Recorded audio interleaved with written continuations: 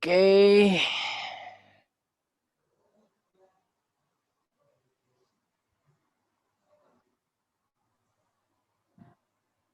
12 detik. Oke. Silakan di Memang begitu.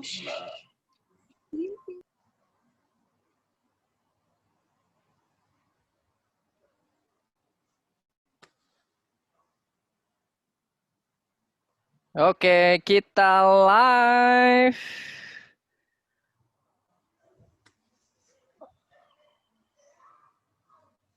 Oke. Sebentar. Kita akan buat koneksi dengan Facebook-nya, teman-teman. Oke, sebentar ya. Saya cek dulu ya.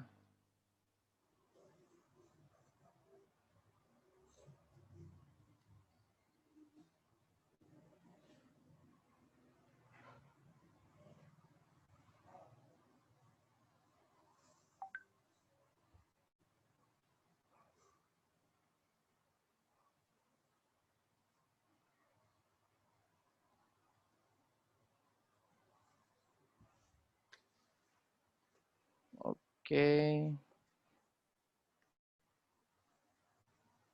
Sebentar ya. Oke.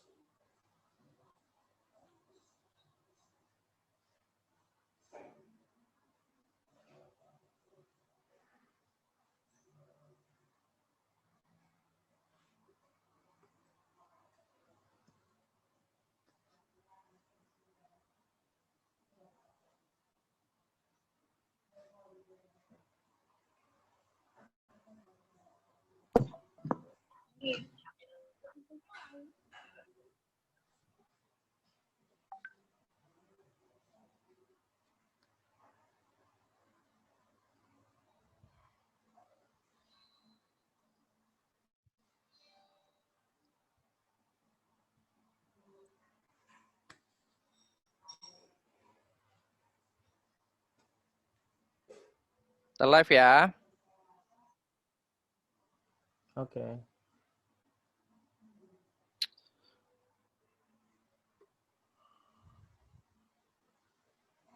Oke, kita cek dulu.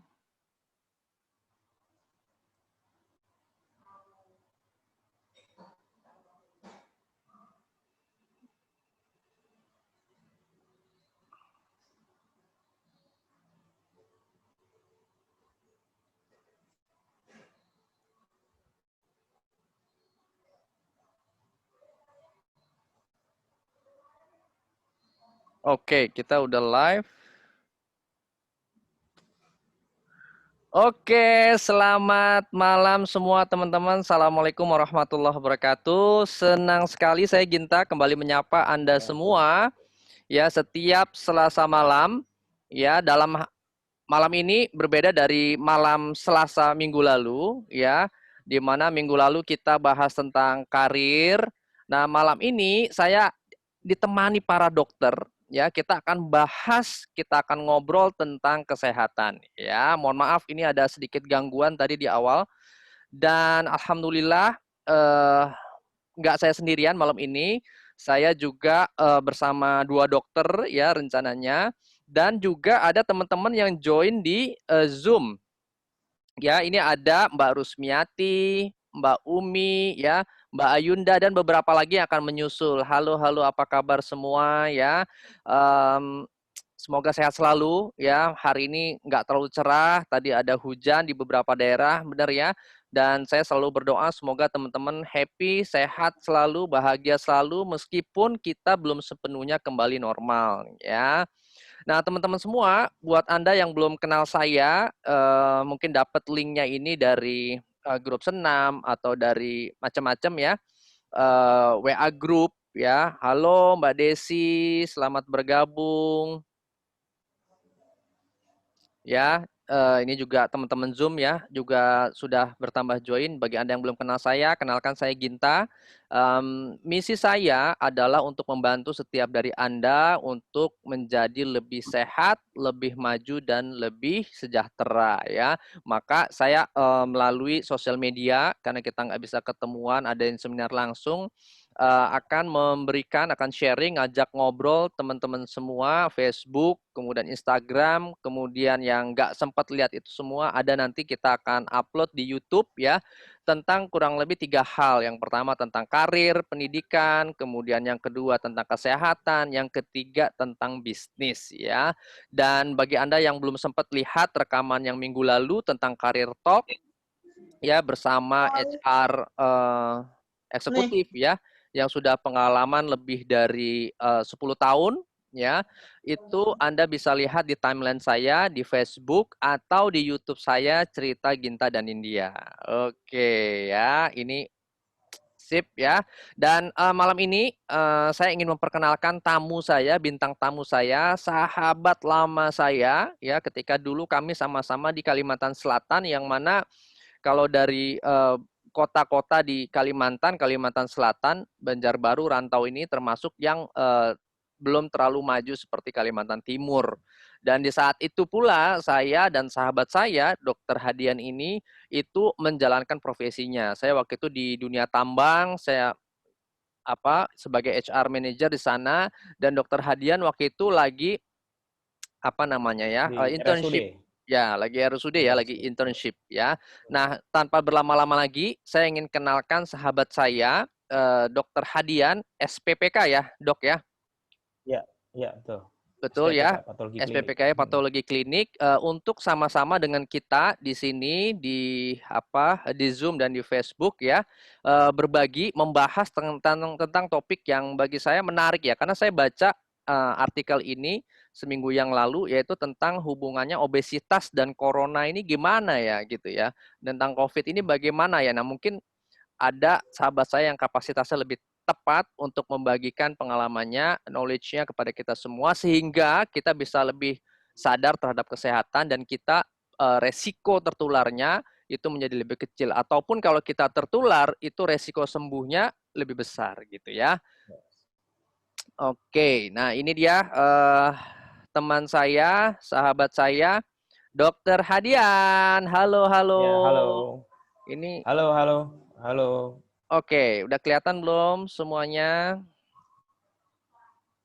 Oke, nah ya, udah kelihatan. Ini Dokter Hadian. Halo, assalamualaikum. Apa kabar?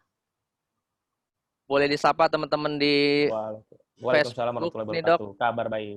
Kabar baik ya. Halo, teman-teman. Asik. Halo, Wah, teman-teman Health Talk ya. Apa istilahnya nih? Istilahnya apa Health nih Talk. kalau di Istilahnya Health Talk. Health Talk? Kalau Yes. penggemarnya Bro Ginta nih istilahnya apa nih? Wah, ini kita belum ada istilah nih. Jadi silakan Nah, panggil Bang Ginta boleh, panggil Mas Ginta boleh ya, buat teman-teman yang dari Jawa, asik. it's okay. Nah, boleh nggak dok, di malam ini ya, kita ngobrol-ngobrol santai tentang topik yang belum Oke. berhenti, yaitu tentang COVID, tapi kita kaitkan dengan obesitas. Nah, sebelum kita bahas topiknya, boleh nggak dok kenalan sedikit dulu dok? Ya, dokternya kan masih muda, setahu saya ya, tapi udah spesialis. Ya, asalnya dari mana, hobinya apa? Boleh dok, silakan dok. Oke, oke. Terima kasih Bang Ginta ya. Ini emang ini pendengar semua ya, Bang Ginta ini emang sahabat saya waktu di Kalimantan. Tadi beliau udah cerita ya. Kita uniknya nggak cuma di Kalimantan, kita sama-sama dari Bekasi sebenarnya ya. Ya, Bang Ginta ya, gitu. Kita sama-sama di Bekasi. Jadi saya kalau domisili tinggal di Bekasi. Terus kemudian ke pekerjaan saya spesialis patologi klinik. Jadi saya alhamdulillah pegang laboratorium di Rumah Sakit Primaya, Primaya Hospital Karawang.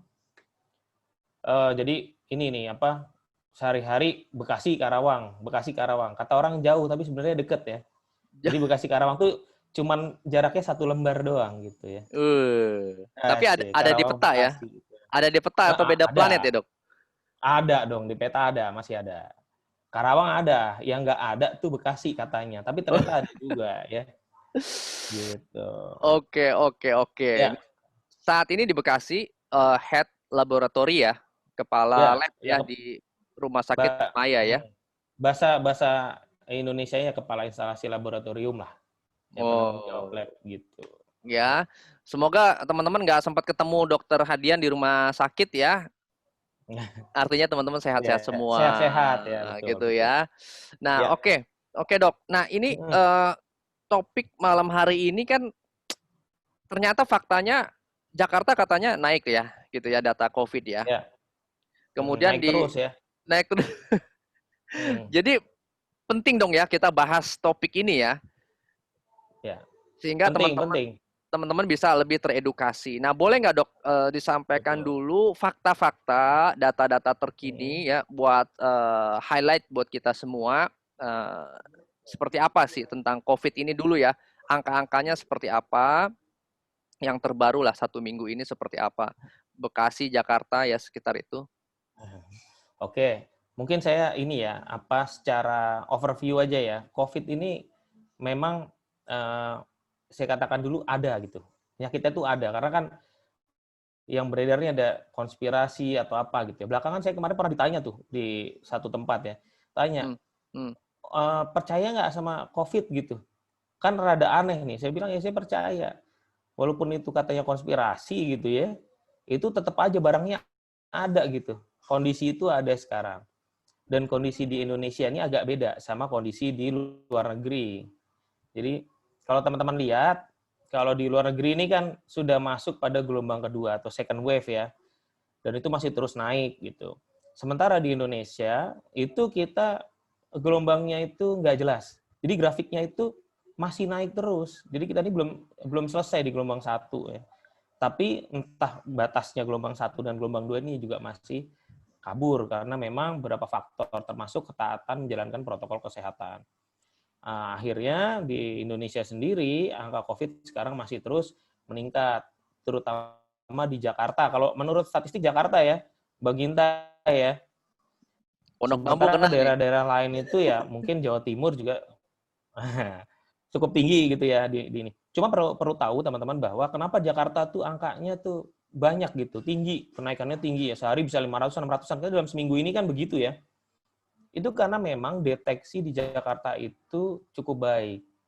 Artinya modalitas atau fasilitas kesehatannya yang bisa mendeteksi infeksi COVID ini itu cukup banyak dan cukup baik. Ini keadaannya akan berbeda, misalnya aja kayak seperti di tempat kita dulu, di Kabupaten Tapin tuh, atau Kalimantan Mm-mm. Selatan deh, Kalimantan Ya, Selatan ya, itu deteksinya juga mungkin tidak sebaik Jakarta. Jadi kalau kita lihat kemarin ada salah satu sumber itu, dia mengatakan bahwa ternyata di Indonesia ini 50%, sekitar 50% itu angka deteksinya itu adanya di Jakarta. Sisanya 50% itu disebar di daerah lain gitu. Artinya memang deteksi kita belum rata gitu ya, teman-teman. Sehingga oke. sehingga memang angka di Jakarta itu terlihatnya meningkatnya tuh fantastis dibanding yang lain. Kok kayaknya serem Kira-kira banget gitu ya. kira-kira gitu ya. Jadi poinnya di sini adalah COVID ini masih mengancam kita. Jadi teman-teman pendengar sekalian ya, sahabat Ginta asik, sahabat Ginta nih asik nih ya. Itu Boleh, boleh. boleh ya asik ya. Nah itu tetap harus berhati-hati. Kalau bisa nggak keluar ya nggak usah keluar. Tapi kalau harus keluar protokol kesehatannya harus dijalankan dengan baik. Untuk COVID tuh kira-kira gitu. Oke, oke. Jadi Hmm, teman-teman juga mesti bisa melihat dengan bijak juga ya bahwa kenapa bukan seakan-akan ya datanya kok naik karena deteksinya, pemeriksaannya juga meningkat gitu ya. Akhirnya yang betul. ketahuan juga meningkat dan Hmm, memang kemarin saya nonton ILC juga tuh Dok, hmm, pemerintah yang baik itu adalah pemerintah yang banyak melakukan tes gitu ya. betul. Sehingga statusnya tuh benar-benar lebih diketahui lah gitu Ya. ya. Oke, nah yang berikutnya nih dok, setelah Yes. faktanya begitu, boleh nggak kita dikasih frame dulu nih, obesitas tuh apa ya? Kenapa kemudian dia punya hubungan yang kuat terhadap resiko tertular COVID? Kemudian Hmm, kalau yang saya baca di literatur itu di Kompas itu resiko sembuhnya dari COVID itu juga tidak tidak cepat makan kalau kondisinya itu obesitas. Nah, boleh nggak dijelasin dok, sebelum bicara hubungan, obesitas itu apa sih secara umum? Dalam Oke. bahasa kita ya, karena teman-teman ini kan bukan dokter semua gitu ya, sehingga Hmm. bisa lebih memahami, langsung menilai saya ini obes atau enggak gitu. Boleh nggak Oke. dok? Boleh, boleh, boleh. Oke, gini. Obesitas itu secara gampangnya itu kelebihan berat badan, kegemukan gitu. Kegendutan itu ya. Cuma kalau definisinya dikatakan obesitas itu kalau apa sih gitu. Kalau asupan kalori kita itu berlebihan, tidak imbang dengan pembakaran kalori dalam tubuh. Mm -mm. Sehingga itu kalau diukur nih, kan kita kalau dikatakan obesitas tuh pakai ada ukurannya nih Bang, Ya, ceritanya. Namanya IMT ya, indeks massa tubuh atau bahasa Inggrisnya BMI. Kalau teman-teman lihat nanti mungkin ketemunya BMI, kadang-kadang IMT itu beda bahasa. BMI body mass index, IMT indeks massa tubuh. Itu oke. dihitungnya berdasarkan apa? Berdasarkan tinggi tinggi badan dan berat badan. Ya, jadi itu ada rumusnya. Jadi berat badan dibagi dengan tinggi badan dikuadratin, tapi satuan tinggi badannya dibikin meter dulu. Kita kan biasa ngitungnya senti. Mm Misalnya -mm, mm. 170 senti ya, kita bikin berarti 1,7 meter ya. Jadi berat badan dibagi Oh, dengan tinggi badan dikuadratin dalam satuan meter. Nanti ketemu tuh hasilnya. Nah, dikatakan obesitas itu nah, kalau jadi catet. batasan obesitas nih, nah, klasifikasinya ada dua. Ya, ada yang dari WHO. WHO Yap, ini biasanya dia sering sering dipakai di Amerika, di Eropa ya. Jadi orangnya tinggi-tinggi kan biasanya ya. makannya burger Itu ya, batasannya kalau di atas 30. Ya, di atas sama dengan 30 di atas 30 batasannya nih. IMT-nya Tapi ya. kalau di atas, yes, di atas atau sama dengan 30. Nah, kalau di Indonesia nih gimana kan gitu ya? Apa kita pakai yang angka situ? Ya kayaknya kita lebih senang pakai angka yang lebih tinggi ya, Mm-mm. supaya tuh cut off-nya lebih lebih rentangnya lebih tinggi sehingga kita nggak cepat obesitas gitu kesannya. Tapi Oke. ternyata Indonesia ini ikut di Asia. Kalau kita Oke. lihat di Permenkes, bahkan ada di Permenkes nomor 14 tahun 2014, Wih, itu disebutkan kalau di Indonesia ini obesitas itu dikatakan seseorang obesitas jika IMT-nya itu lebih atau sama dengan 27. Nah, tuh catat. Jadi ada beda 3 nah, poin tuh. ini cowok atau cewek nih dok? Nah, Dan nah untuk usia kalau berapa? di Nah, kalau obesitas ini lebih nanti penilaiannya ke dewasa. Meskipun ada Oke. sih anak-anak, tapi biasanya kalau kalau anak-anak itu masih bisa kita kendalikan supaya dewasanya itu tidak menjadi obesitas gitu. Gitu ya. Tapi kalau angka ini angka untuk dewasa. Untuk dewasa laki-laki perempuan sama. Gitu kira-kira. Dan Laki-laki angka perempuan obesitas sama. nih juga sama perhitungannya gitu. Oke, Dan jadi untuk apa angka obesitas cukup gede. jadi Ya. IMT ya dikatakan kita obes atau Hmm, enggak tuh dari indeks massa tubuh begitu ya dok ya? Atau BMI betul ya dok ya? betul. Bahasa Inggrisnya BMI begitu ya? Yang mana BMI. itu adalah Ya, perbandingan tinggi badan dan berat badan, betul ya? iya, betul. Dalam Berat badannya dalam meter ya. Berat oh, badannya dalam meter. oh gitu ya. Dan kalau menurut WHO itu Hmm, adalah yang normal atau yang dikatakan obes itu adalah ketika di atas atau sama dengan 30 angkanya. Begitu ya, Dok? iya, betul. Yes, dan ketika Permenkes artinya Indonesia itu adalah di angka 27. Heeh, Betul ya, Dok ya? 7. 27 betul. 27, betul. Nah, boleh nggak kasih contoh, Dok? Misalnya seseorang Hmm, yang beratnya berapa dan tingginya hmm, berapa, berarti hmm. dia obes atau enggak gitu. Boleh nggak kasih contoh, Dok? Gini aja, kita kasih contohnya ke Bang Ginta aja deh. Kita Wih, hitungin. Tingginya berapa coba? Tinggi sama 170, beratnya. 174, Dok. 174. Berarti kalau kita jadikan meter, 1,74 meter ya. Ya, Terus beratnya berapa sekarang nih? Sekarang 67, berapa? 67 kilo. 67 bagi Kalau saya beratnya hitung. tetap kilo. Ya. 1,74 kali 1,74 berapa tuh? Dikuadratin tuh. Oh, berapa ya? Ngambil kalkulator dulu nih, Pak. Nah, bener. Ambil kalkulator dulu tuh. Nah, 1,74 kali 1,74. sebentar. Hmm. 3,0276. Oke, 3,0276. Nah, Ya, sekarang 67. Masih ada kalkulatornya kan? masih Bang Ginta, masih ada? Oke. 67 dibagi 3,0276.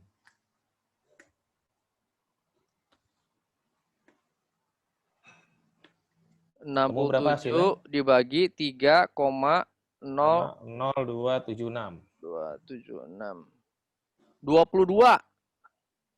22. Masih masuk normal tuh. Oke, 22,12. 22,129. 9. Ya. Ini udah kayak acara sulap interaktif ya. Oh gitu ya. Ada angkanya berapa gitu ya. Berarti Iya, saya iya. selamat. Saya Itu nggak obes ya. masih masuk Nah, normal. Normalnya itu 18,5 sampai oke. 25. Itu dari 18 Permenkes. setengah sampai 25. Nah, ini Permenkes ya.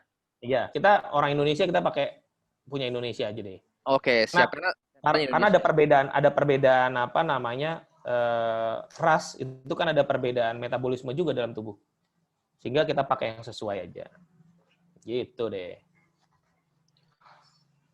Oke, sip. Kita dapat ya teman-teman frame-nya ya, bahwa itu adalah contoh simulasinya untuk mengukur, menilai kita secara langsung apakah kita obes atau tidak menurut Permenkes ya. Jadi teman-teman bisa hitung segera sekarang, sekali lagi berapakah tinggi badannya dijadikan meter. Kalau saya 174 menjadi 1,74.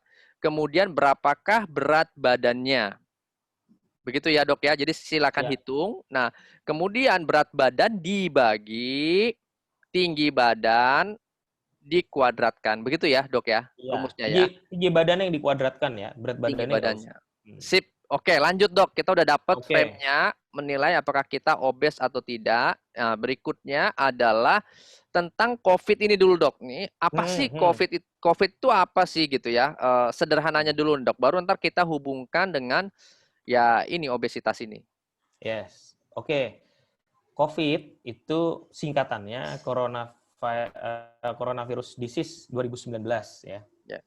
Jadi ini adalah suatu penyakit infeksi yang disebabkan oleh virus corona. Yang nama resminya Februari kemarin itu WHO menerbitkan nama resminya, virusnya itu namanya SARS-CoV-2. SARS-CoV. Betul. Sementara nama penyakitnya secara resmi ditetapkan yaitu COVID-19. Nah, Oke. penyakit ini sebenarnya gimana sih kan gitu ya. Hmm. Jadi penyakit ini tuh secara apa namanya klasik, artinya sebagian besar orang yang terkena itu adalah penyakit saluran pernafasan. Jadi infeksi virus corona tadi SARS-CoV-2 yang menyerang pada saluran pernafasan. Jalan masuknya gimana? Jalan masuknya itu adalah yang sudah dikonfirm itu bisa melewati mata, kemudian saluran nafas, hidung, kemudian mulut. Itu jalan masuknya bisa di situ. Makanya untuk apa namanya yang perlu diperhatikan adalah kita jangan sering menyentuh bagian wajah, terutama kalau belum cuci tangan, kan gitu ya. Oke. Khawatirnya itu terjadi penularan atau transmisi secara tidak langsung. Nah, dari situ kumannya itu tadi virusnya akhirnya bisa masuk lewat reseptor yang ada di saluran nafas misalnya, kemudian baru bisa menginfeksi saluran nafas manusia. Nah, pada infeksi itu akhirnya menimbulkan gejala-gejala. Salah satunya gejala khas khusus infeksi biasanya apa? Demam. Makanya sekitar 60-80% pada penderita COVID gejalanya itu demam. Nah, karena dia di saluran nafas, maka gejala lainnya juga yang sering adalah batuk dan sesak. Gitu. Oke.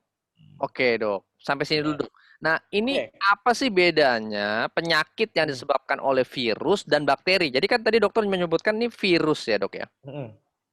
Virus. Nah, apa bedanya sih dengan bakteri sih, Dok? Oke. Sebenarnya kalau ditanya apa bedanya infeksinya ini karena virus atau karena bakteri, itu Hmm. jawabannya susah nih. Susah nih, Bang Ginta. Oke. Tergantung penyakitnya. Benar. Oke. Kita taruh gini ya. Pada COVID-19 ini, itu kan terjadi infeksi pada saluran pernafasan, paru-paru deh. Iya. Soalnya ketika kita cek ronsennya nih, itu gambarannya pneumonia Oke. atau peradangan paru ya, pneumonia. Oke. Nah, Oke. maka gejalanya juga relate ke apa namanya? Ke pneumonia. Nah, Mm-mm. tapi pneumonia sendiri sebenarnya sebelum masalah paru apa COVID ini, itu Mm-mm. pneumonia sendiri itu lebih sering disebabkan oleh bakteri. Mm-mm. Mm-mm. Dan gejalanya pun juga mirip. Nah, hampir sama demam, batuk, sesak yang kayak gitu-gitu. Nah, Oh. jadi kalau ditanya secara gejala gimana cara membedakannya? Itu susah, makanya saya bilang sulit untuk membedakannya. Nanti Oke. taunya dia karena virus atau bakteri adalah dengan pemeriksaan laboratorium misalnya. Bisa cek Oh. di lab saya gitu ya. Oh, Nanti promo ya? bisa kita ini. Tapi kan doanya mudah-mudahan kita nggak ketemu kan gitu ya. Iya, Biar betul. sehat-sehat semua. Amin, amin. Gitu. Jadi artinya Oke. kalau kalau secara gejala memang kita hampir tidak bisa membedakan apakah kasus pneumonia ini karena bakteri atau karena virus. Hmm. Selain juga dari misalnya kalau virus itu punya kemampuan penularan biasanya lebih cepat gitu. Contoh aja kayak flu deh, flu biasa itu kan karena virus tuh. Oke, Biasanya oke. kita kalau banyak ngobrol nih bareng nih, satunya bersin-bersin nih karena virus, itu bisa gampang ketularan. Biasanya kalau virus gitu. Tapi kalau secara gejala, misalnya udah sakit, kita harus lakukan serangkaian pemeriksaan baru ketahuan ini karena virus atau bakteri gitu kira-kira. Oke, siap, siap, siap. Nah, jadi itu ya frame-nya teman-teman ya, bahwa corona itu adalah virus ya, meskipun apa ya gejalanya itu mirip dengan bakteri, tetapi satu hal yang membedakan itu adalah cara penularannya begitu ya. Tadi ya melalui apa cairan mata begitu kan, kemudian juga apa namanya udara begitu ya. Maka kita usahakan tidak menyentuh bagian wajah sebelum cuci tangan, betul ya dok ya? Betul.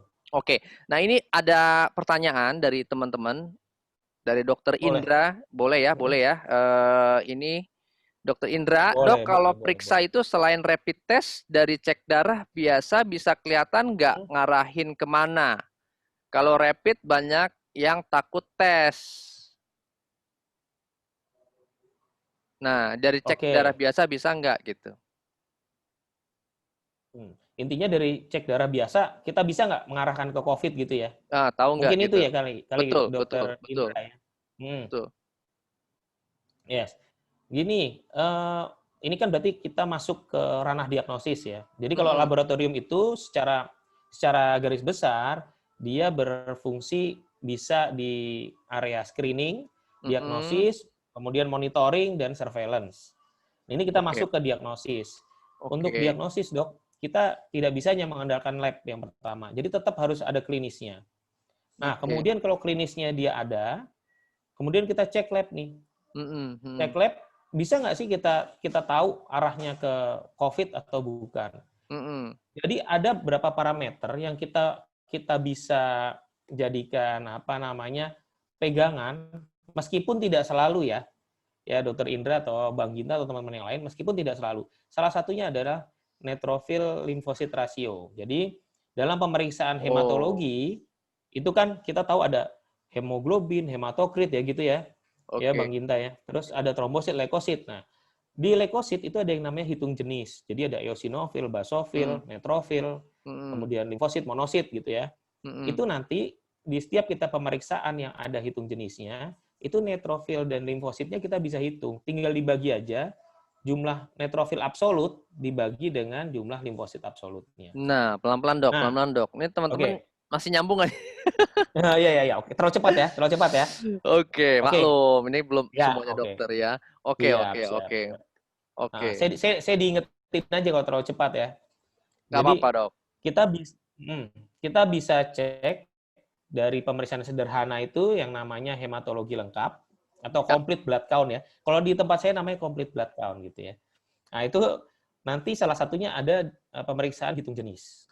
Di hitung jenis itu ada eosinofil, kemudian basofil, ya, neutrofil, kemudian limfosit, dan monosit. Oke. Nah, angka di neutrofil dan di limfosit bisa kita rasiokan. Artinya, angka di neutrofil absolut kita bagi dengan limfosit absolut. Oke. Itu nanti kalau hasilnya di atas 3,13, Ya. di atas 3,13, kita mungkin boleh curiga bahwa oh mungkin ini arahnya ke COVID nih, gitu. Oke. Kenapa begitu? Kenapa begitu? Karena pada kasus COVID itu terjadi juga inflamasi yang cukup hebat. Jadi makanya kenapa Peradangan kalau ya. kita ya peradangan cukup hebat. Kita pernah dengar ya kalau COVID ini yang membahayakan adalah adanya cytokine storm atau badai sitokin. Sitokin itu Oh, dihasilkan dari peradangan. Nah, jadi kalau peradangannya hebat, maka sitokinnya hebat. Dan kita jangan lupa bahwa ada sel peradangan utama yang kita bisa lihat di hitung jenis tadi, yang namanya neutrofil. Neutrofil adalah neutrofil. sel inflamator utama atau sel peradangan utama. Sehingga kalau terjadi peradangan, maka dia akan melesat tinggi jumlahnya. Neutrofilnya. Oke. Kemudian kenapa neutrofil dibagi limfosit? Karena limfosit pada kasus COVID itu biasanya rendah atau yang disebut limfopenia. Jadi jumlahnya di bawah angka normal. Akibat dari apa? Akibat dari infeksi si virus SARS-CoV-2 tadi. Sehingga kalau Oke. dirasiokan antara neutrofil dan limfosit, maka hasilnya di atas 3,13 kalau kita curiga nih ke arah, jangan-jangan COVID nih. Gitu kira-kira. Oke, Mungkin bisa catet ya. ditangkap ya. Oke, Dokter Indra semoga menjawab ya, Dok.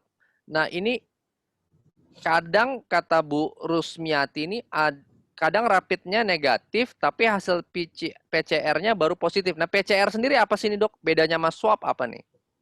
Oke, gini. Jadi modalitas pemeriksaan pada deteksi virus SARS-CoV-2 ini memang ada beberapa macam. Ya, yang pertama Oh, yang dideteksi adalah antibodinya atau respon tubuh kita. Jadi kita nih kalau terinfeksi sama sesuatu, misalnya taruhlah virus ya, itu maka di dalam tubuh kita akan terbentuk antibodi. Nah, pada pemeriksaan rapid test, ya, antibodi yang deteksi antibodi yang sekarang banyak beredar kan deteksi antibodi nih.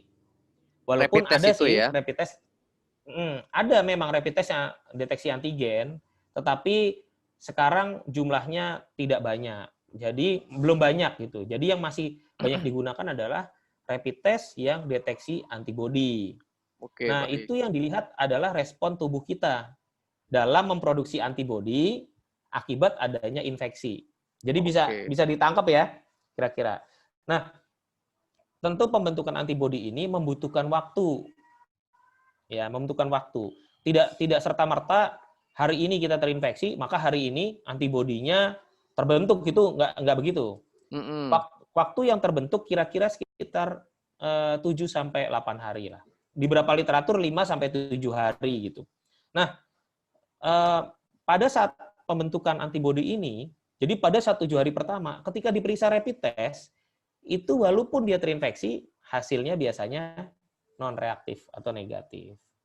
Tapi kalau kita periksa PCR, PCR itu pemeriksaan deteksi gen. Jadi deteksi gen pada virus. Jadi sama dengan swab. Jadi swab itu cara pengambilan sampelnya, swab tenggorok maupun swab dalam hidung ya, atau nasofaring namanya. Itu tapi pemeriksaannya sendiri namanya adalah PCR. Nah, Oh, jadi gennya itu ya. betul. Sehingga ini lebih spesifik. Jadi dia dari awal infeksi pun bisa terdeteksi kalau memang pasien tersebut, orang tersebut memang terinfeksi. Tapi rapid test pada infeksi 7 hari pertama, andai pun terinfeksi, hasilnya itu biasanya negatif atau non-reaktif. Makanya di setiap hasil pemeriksaan rapid test itu akan disertakan keterangan bahwa diminta untuk pemeriksaan ulang itu dalam 10 hari ke depan dengan rapid test antibody lagi. Harapannya kalau memang yang bersangkutan terinfeksi, maka pada infeksi hari ke-10 kan antibodinya sudah terbentuk. Jadi ketika diulang lagi, hasilnya bisa reaktif atau positif. Bisa ditangkap ya?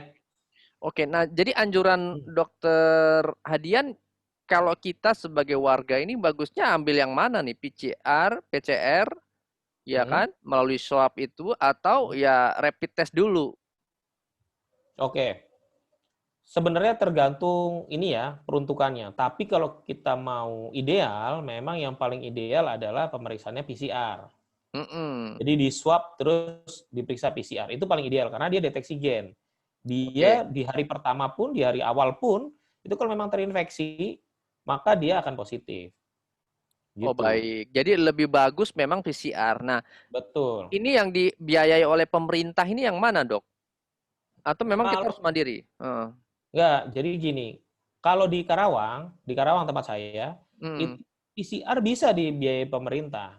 Tetap bisa dibiayai pemerintah. Tapi memang biasanya tiap ini punya kebijakan sendiri ya. Tiap daerah tuh biasanya punya kebijakan sendiri.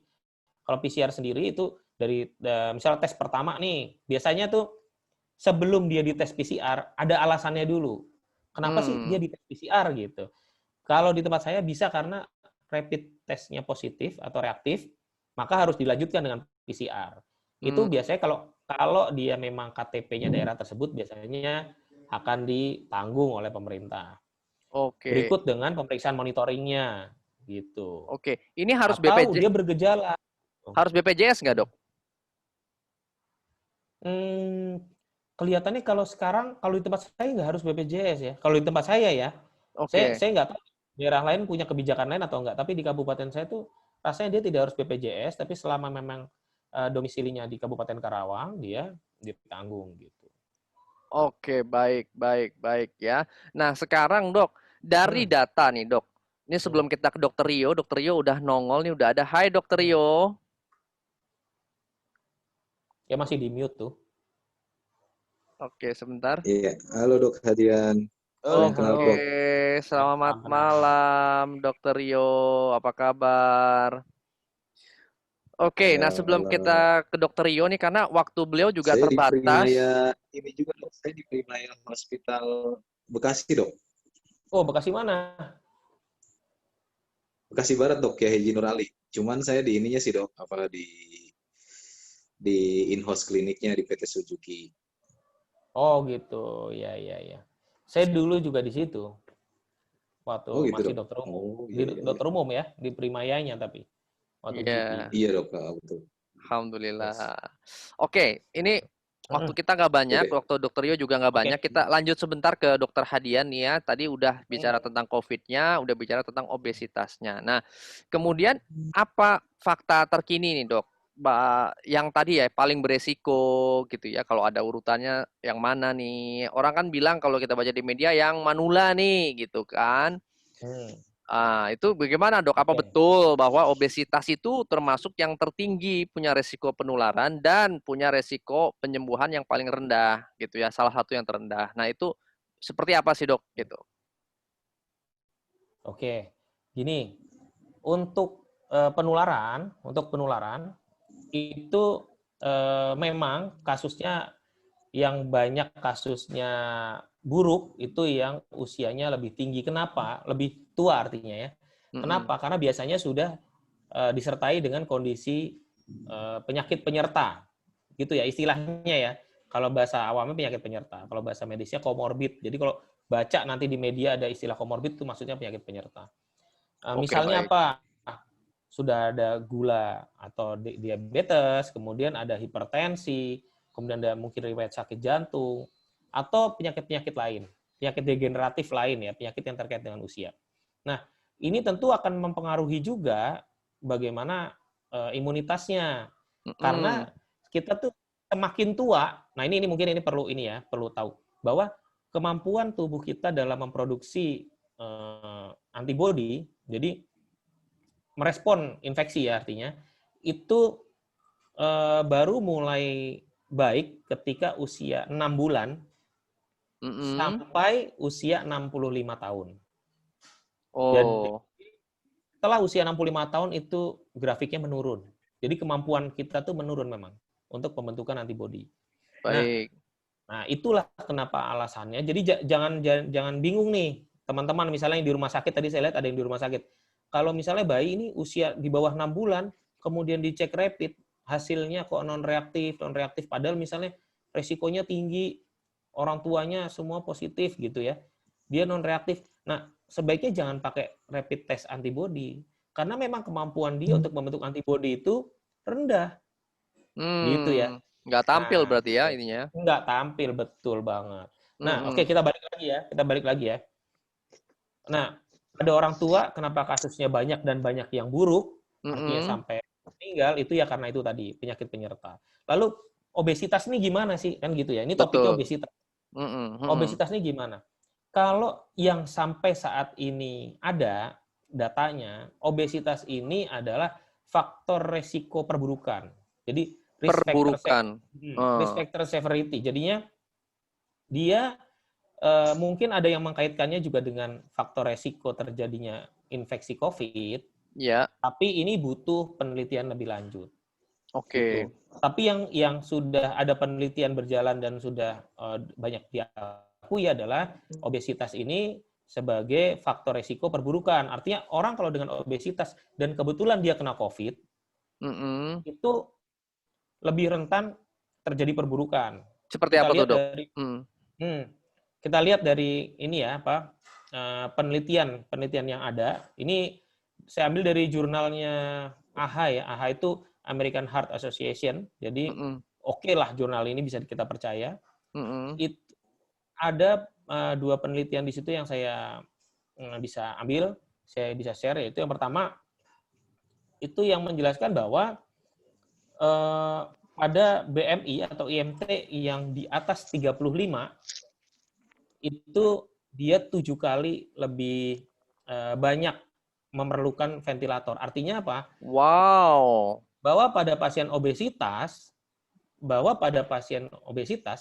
itu akan lebih meningkatkan risiko gangguan perburukan pada pernafasannya sehingga butuh ventilator gitu ya, kurang lebih. 7 kali Itu yang lebih pertama, banyak. 7 kali lebih banyak. Nah, yang kedua adalah pada BMI yang 30 sampai 34 itu udah masuk obesitas Ya, sesuai WHO ya, 30 ya. 30 sampai 34 yes.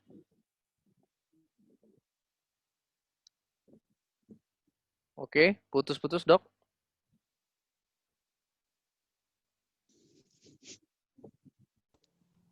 Halo? Ya, diulangi, Dok. Terputus tadi. Terputus ya? Ya, Oke. Oke, penelitian yang lain adalah ketika 30. BMI 30 sampai 34 itu dia memiliki resiko 1,8 kali lebih tinggi jatuh pada kondisi kritis dibanding yang BMI-nya di bawah 30. Kemudian Wow. kemudian yang di atas sama dengan 35 dia memiliki resiko 3,6 kali lebih tinggi jatuh pada kondisi yang kritis. Jadi memang Wow. di sini obesitas itu mempengaruhinya pada faktor resiko perburukan. Faktor resiko perburukan, ya. Nah, kira-kira Oke. gitu. Tapi itu ada alasannya, Bang. Kenapa?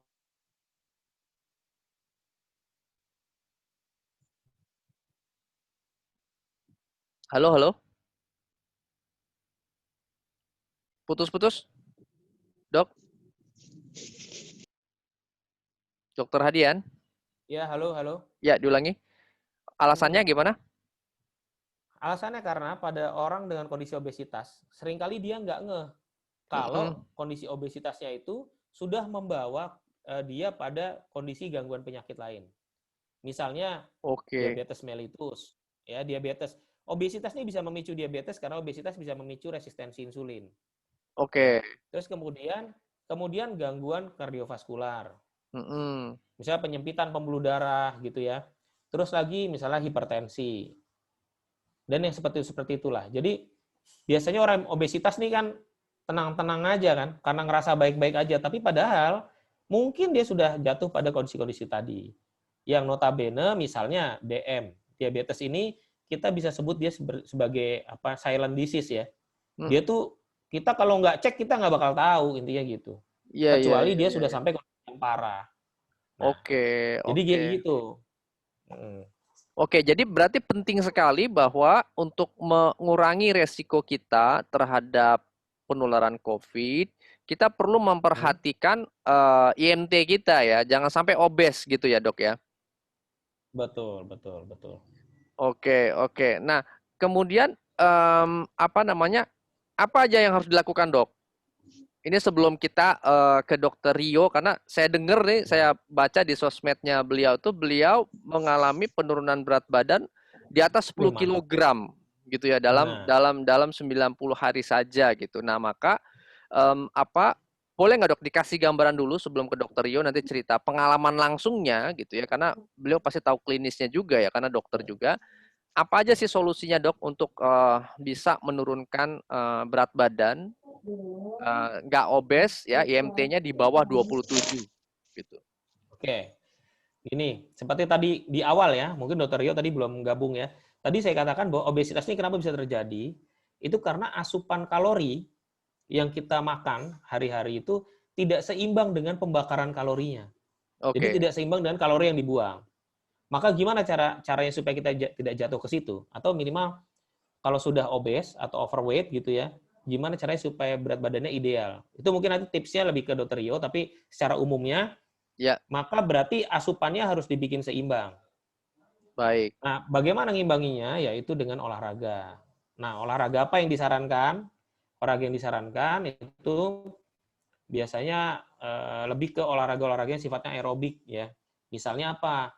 Berenang, sepeda, kemudian jogging atau jalan santai itu sifatnya aerobik. Itu ritmenya begitu-begitu aja gitu. Itu namanya olahraga aerobik. Kan ada olahraga yang pertandingan ya. Dia kan Ya, ritmenya berubah-ubah dari lambat kemudian ke cepat gitu ya. Nah, yang begitu-begitu sebenarnya untuk orang obesitas mungkin bukan jadi pilihan ya. Tapi yang jadi pilihan adalah olahraga aerobik yang ritmenya sama terus. Jadi kalau oke. dari saya mungkin itu ya Bang ya. Jadi gimana caranya ya berarti harus diseimbangkan antara kalori yang masuk dengan apa yang dibuang. Dengan apa? Dengan olahraga. Dan pilihan makanan-makanan yang kalorinya sesuai. Nah, itu nanti lanjutannya bisa ke Dokter Rio nih yang sudah mempraktekkan gimana sih gitu ya. Saya juga Yes. penasaran gitu. Oke, siap. Nah, Boleh. Ini Dokter Rio boleh kita sapa dulu nih, Dok ya. Coba Dokter Rio udah ready belum kamera audionya, Dok? Boleh di unmute, Dok? Oke, coba saya lihat ya. Oke, ini saya Oke, clear. spotlight ya. Oke, halo Dokter Rio. Assalamualaikum. Halo dok, dok Hadian. Bang Ya, kita, sorry tadi telat di jalan. ya kita juga minta maaf nih Oke. Dokter Rio, request Iya, saya khusus juga minta minta maaf nih sama Bang Ginta nih, jadi telat nih. Sama dok Hadian ya. juga udah menunggu. Makasih banyak di sela-sela dinasnya jaga malam untuk melindungi masyarakat. Yeah. Di Iya, rumah di hospital ya, kita masih bisa minta waktunya Dokter Rio buat bagi-bagi sama kita. Tadi Dokter Hadian udah memaparkan tentang banyak banget dok apa Hadian. ya dampaknya obesitas terhadap perburukan kondisi COVID lah, kira-kira begitu ya. Tadi udah ada jurnalnya, statistiknya juga disampaikan. Nah, saya baca di sosial media, terus juga udah kemarin kita ngobrol-ngobrol ya, Dokter Rio ini ngalami penurunan berat badan lebih dari 10 kilo dalam 90 hari aja ya. Iya betul betul bang. 90 hari Nah, tepat. ini mukanya aja udah langsing banget saya lihat nih. Udah lama nggak ketemu pasca COVID ya. Nah, Oke. boleh nggak dok? Pertama diceritakan dulu apa sih keluhannya waktu itu, berat badannya berapa waktu itu? Jadi biar teman-teman ngerti juga kondisinya. Oke, oke, selamat malam teman-teman semua. Ya nanti ini di-relay ke YouTube juga ya. Oke, pertama dulu saya awal itu beratnya sampai 102 kilo dok. Ya, Berapa dok? 100 berapa dok? 102. 102 guys. Beratnya Dokter Iya, Rio luar 102 kilo. biasa. Nah, terus udah itu setelah 102 itu saya masih coba ini sih, apa, ya udah coba macam-macam, coba ketopastosis, terus ya ternyata ya keto saya jalankan juga nggak ngefek-ngefek gitu, nggak ngefek turun. Ternyata dengan pola pola keto itu sebenarnya kan ada intermittent fastingnya juga, ada fasting. Nah, pola fasting itu malah kita puasa, pas buka puasanya itu malah membabi buta juga. Nah, itu salahnya. Ternyata pola Waduh. yang demikian yang ada meninggalkan makan itu nggak bagus. Itu pertama ya. Jadi saya udah mencoba berbagai macam cara untuk diet. Nah, terus kemudian saya mencoba juga ada minum-minum suplemen seperti semacam green tea seperti itu. Itu memang itu namanya Tigrin kalau nggak salah. Nah, itu memang dari 102 itu saya turun ke 96. Nah, cuman dikit banget itu dalam waktu 3 bulan. Itu dalam waktu 3 bulan dan itu tidak diprogram. Nah, kemudian saya mengikuti suatu program yang namanya transformasi dalam 90 hari. Nah, Oke, dari 90 sebentar hari Dok. itu Sebelum ke pilihan solusinya, ini waktu itu keluhannya gimana Dok? Kan masih muda ya usia ya. 102 oh ya, oke. kilo itu apa sih keluhannya? Hmm, Jadi dokter merasa apa yang urgent gitu ya untuk oke. diturunkan gitu berat badannya. Untuk hidup sehat. Oke, pertama Ya. ya sebagai dokter juga, pertama ya sebagai dokter, pilihan sebenarnya kan obesitas itu bukan bukan hidup sehat, bukan bukan sehat ya, banyak penyakit atau faktor risiko yang disebabkan oleh obesitas. Salah satunya malah sekarang tadi COVID tadi, semakin BMI kita semakin tinggi, ya angka keparahan atau kefatalan COVID itu makin tinggi juga dengan obesitas itu. Seperti itu. Nah, terus yang waktu itu yang saya rasakan adalah ribet. Sebenarnya rasanya ribet, bau badan itu ribet, berat, ngapa-ngapain naik motor aja susah, harus ngangkang dulu dari jauh baru naik gitu kan. Oh Nah, gitu ya? dari persoalan-persoalan itu ya saya berpikir gimana. Terus juga keluarga terutama istri mungkin ya ngelihatnya nggak nyaman katanya, udah nggak betah gitu ya. Jadi terpaksa harus cari cara gimana caranya untuk bisa berubah untuk hidup lebih sehat lagi gitu Bang kita. Mungkin Oke. itu sih yang dirasain, intinya nggak nyaman aja sebetulnya Oke. itu. Nah, terus tadi udah cerita ikut beberapa solusi, ikut keto gitu ya, minum teh hijau. Ternyata tuh belum membuahkan hasil ya gitu ya. Betul, itu tidak signifikan sih yang saya rasakan, betul. Nggak Karena signifikan. yang Oke. saya lihat sebetulnya ya setelah saya menjalankan, akhirnya saya mendapatkan kuncinya, cara-cara itu malah misalnya diet ketat dan segala macam pasti ada efek nanti. Misalnya minum mezatin itu kan obat yang untuk menghilang nafsu makan, itu ada efek reboundnya atau efek yoyo, nanti kita akan malah kembali lagi karena kita tidak menciptakan pola hidup yang sehat sebetulnya gitu. Misalnya kita diet ketat segala macam, setelah itu pasti Oh. dietnya akan selesai dan pola hidupnya akan kembali lagi gitu. Itu malah tidak baik dan metabolisme kita juga akan kacau seperti itu. Oke, baik. Itu Bang Gita. Memangnya ada caranya, Dok? Yang caranya sebetulnya ada caranya, yaitu kita menciptakan lifestyle gitu, menciptakan lifestyle. Nah, di program 90 hari transformasi ini bedanya kita tetap bisa makan enak, tetap bisa makan kesukaan yang kita mau gitu. Tetap, dan ya itu kita tanpa harus, misalnya kita suka banget martabak, nah, kita nggak bisa hidup tanpa martabak manis itu gitu. Nah, kita tetap bisa makan martabak manis itu gitu. Cuman ada caranya gimana supaya kita way of life, health life-nya gimana caranya supaya itu tetap bisa kita makan, tapi program kita tetap berjalan gitu. Programnya pun kita tidak harus menghitung kalori sampai ketat, kita harus defisit segala macam gitu. Jadi kita hanya menjalankan pola hidup sehat seperti itu. Oke, jadi dokter ikut program 90 hari, Ya, transformasi betul. 90 hari gitu ya. Hmm. Dan itu fokusnya pada perubahan lifestyle gitu ya. Ya, betul. Nah, itu apa aja tuh komponennya, Dok? Apakah ada Oke, komponennya program perubahan tertentu? lifestyle di mana? Oke, kenapa sampai perubahan? Yang saya rasakan setelah saya mengikuti program itu, saya adalah suka olahraga. Nah, itu yang mungkin saya juga nggak tahu, kalau dari keterangan-keterangan di programnya dan segala macam, memang membangun pikiran positif, terus membangun apa namanya, niat yang kuat gitu. Nah itu ada salah satunya di program itu, dan yang diselipkan adalah itu. Jadi niatnya kita luruskan, terus selalu berpikir positif. Dari suplemen memang ada suplemennya ya, komponennya ada suplemennya.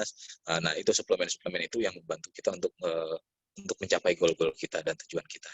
Itu jadi pikirannya selain dikontrol secara lifestyle, dikontrol juga dari dalam gitu, memperbaiki mindsetnya seperti itu. Oh, oke, oke. Apa bedanya nih program ini dengan produk lain atau solusi lain, Dok?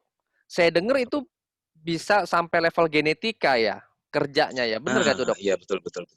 Itu yang betul kita.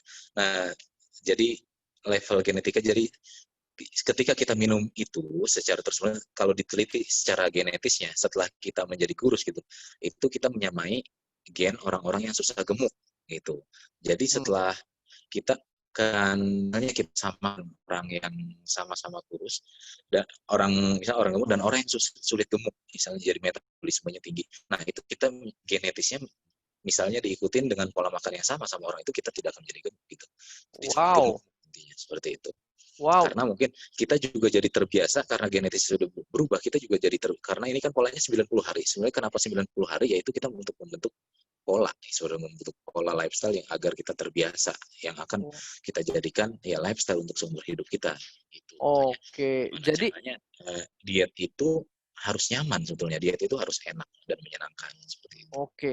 Jadi yang diubah itu adalah perilaku genetikanya gitu, Dok ya?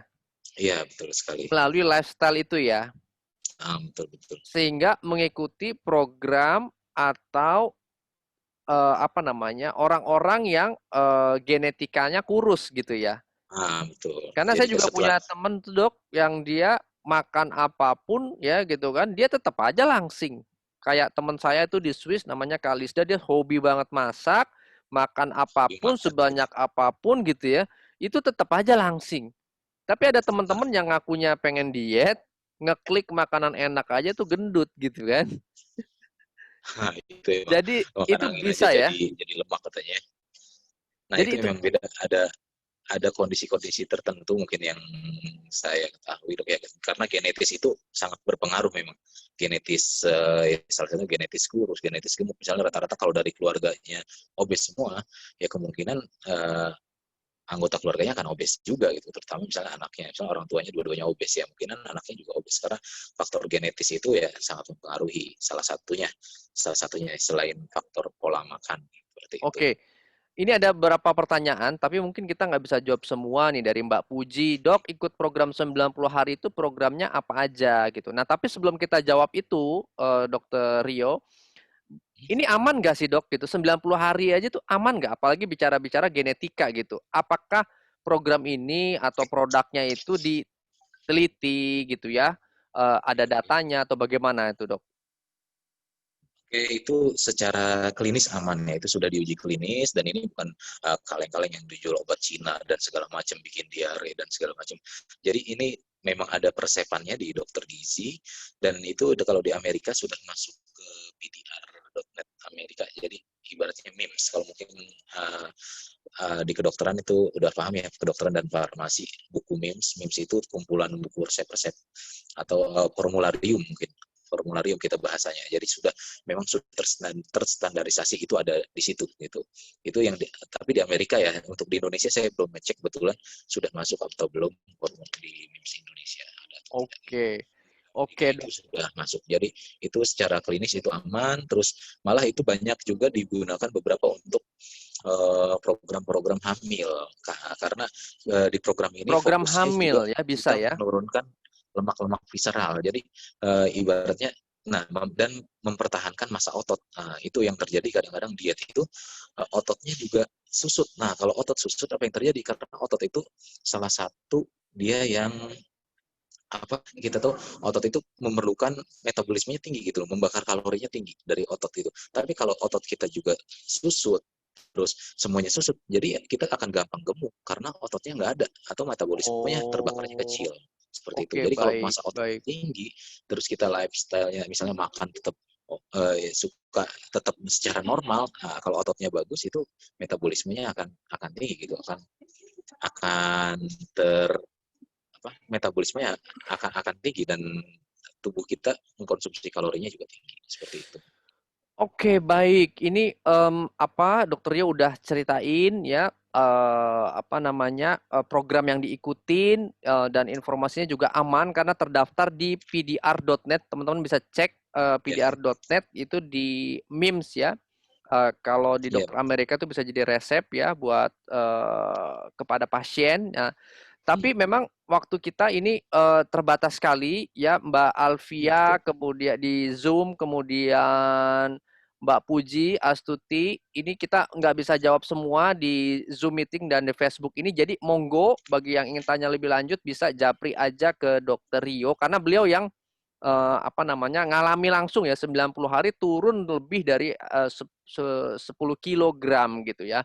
Sekarang di mungkin ya tepatnya dari saya pas mulai program itu di berat badan 96 Bang. Nah, dari 102 itu saya pakai teh hijau dan segala macam itu turun ke 96. Dari 90. Nah, dari 96 kilo saya baru mulai program transformasi 90 hari ini dan berat terakhir itu di pas selesai program di 90 hari itu di berat 77 kilo. Itu. Wow. Dan yang kita fokuskan adalah lemaknya yang turun. Jadi teman-teman bisa bayangkan kalau lemak itu 2 kilonya, 1 kilonya lemak itu sama dengan setengah kilonya otot gitu. Jadi kalau komposisi otot kita walaupun misalnya berat badannya berat, itu kelihatannya akan tetap singset seperti itu. Akan tetap ramping. Jadi dari 96 kilo menjadi 77 kilo. Wow, Ya, hanya dalam 90 hari. Wow, keren ya. Dan Pasti itu kalau lifestyle itu akan dipertahankan terus, jadi tubuh kita itu sebenarnya ada pola ideal, misalnya pola idealnya adalah pola steady state-nya. Jadi intinya kalau kita menjalankan pola hidup sehat ya berat badan kita sebetulnya akan ideal seperti itu. Gitu. Nah, makanya zaman sekarang mungkin ya banyak makanan ya sangat banyak makanan, makanya orang-orang sekarang mudah gemuk sepertinya itu. Mungkin angka obesitas itu ya semakin tinggi semakin zaman modernisasi, digitalisasi, makan tinggal klik GoFood dan segala macam, pilihan makanannya kita tidak tahu kualitas kesehatannya gitu, kualitas gizinya seperti apa. Gitu. Jadi kita di program ini kita perbaiki juga gizi-gizinya, multivitamin, mineral tubuhnya seperti itu. Oke, jadi ada solusi, intinya begitu ya. Ada solusinya Betul. yang hanya dalam 90 hari aja itu bisa menurunkan secara signifikan. Nah, oke, ini kita molor 1 jam dok, ternyata kita ngobrol ini. Luar biasa. Ya, 1 jam kita ngobrol, padahal rencananya kita hanya 30 menit aja. Jadi saya terima kasih banyak buat Dokter Rio, kemudian Dokter Hadian, ya teman-teman semua, Bapak Ibu, ya semoga ini mencerahkan ya bagi teman-teman yang putus asa, nggak ketemu solusinya buat nurunin berat badan, ya bisa dapat harapan baru bahwa solusi itu ada, ya. Tapi memang kita nggak bisa jelaskan semua ya. Kalau produknya apa atau apa nanti Ya, betul. bisa japri aja ke Dokter Rio karena beliau yang menjalani ya dengan program ini gitu ya. Apakah juga ketergantungan atau enggak? Nah itu monggo nanti Dokter Rio bisa Bu Alfia bisa japri Dokter Rio ya private chat aja gitu ya. Dan itu aja. Feel free untuk DM. Ya boleh. Feel free untuk DM Instagram atau bisa tanya Bang Ginta nomor handphone dan segala macam, ke WA juga boleh. Siap. Oke, makasih Dokter Rio. Dokter Hadian boleh? Oke, nah kita mungkin ini ada di akhir sesi kita pada malam hari ini. Dokter Rio, Dokter Hadian, saya makasih banyak bisa mampir ke akun saya di Facebook dan nanti kita akan share juga di YouTube ya teman-teman. Buat ini bisa dibagikan kepada teman-teman yang lain bahwa penting sekali ya dengan situasi corona ini agar situasinya nggak tambah buruk ya kita benar-benar memperhatikan berat badan kita. Tadi Dokter Hadian sudah menyampaikan IMT-nya jangan lebih atau sama dengan 27 begitu ya Dok ya. Jadi silakan dihitung berapa IMT-nya atau BMI-nya ya berat badan berapa, tinggi badan berapa ya. Silakan dihitung ya. Kemudian konsultasikan kepada orang yang mengundang Anda pada hari ini ya untuk menjamin terus kesehatan Anda tetap prima ya. Dan bagi Anda yang khusus ternyata obesitas ya udah mulai mengalami keluhan-keluhan ya silahkan katakan bahwa pada diri Anda bahwa harapan itu masih ada. Bahwa ada caranya, ada teknologinya yang bahkan bekerja ke level genetika. Kita yang gen gemuk, ya makan dikit aja gemuk, itu bisa kayak teman-teman yang makan sedikit aja itu, makan banyak aja tetap kurus gitu ya. Kalau orang dulu bilang ususnya panjang gitu ya. Nah ternyata sains membuktikan ada perbedaan genetika gitu ya. Ya, itu aja malam hari ini. Makasih Dokter Hadian, Dokter Rio, luar biasa ya. Saya makasih. Nah, bagi Anda teman-teman yang happy dengan live hari ini dengan sharing Health Talk pada malam hari ini, silakan jempolnya dan hatinya ya. Silakan bagikan video ini kepada saudara-saudara Anda semua. Yang belum sempat nonton lengkap dari awal, silakan bisa nonton di Facebook saya atau di YouTube channel saya Cerita Ginta dan Nindya. Itu aja dari saya. Semoga kesehatan selalu bersama Anda, keberkahan selalu Anda dapatkan dari setiap langkah Anda semua. Itu aja. Terima kasih malam hari ini. Ya, boleh kita dong foto semuanya, teman-teman di Zoom. Boleh nongol semuanya. Boleh. Halo, Dokter Indra. Ya. Boleh, silakan Mbak Alivia, boleh kita foto dulu semuanya 1, 2, lihat kamera, cheese. Oke, itu aja Dok di Facebook teman-teman. Terima kasih semua ya, silakan tinggalkan komennya dan bagikan kepada teman Anda semua. Terima kasih. Assalamualaikum warahmatullahi wabarakatuh. Waalaikumsalam. Terima kasih Dok. Terima kasih Bang Ginta. Oke, Facebooknya udah.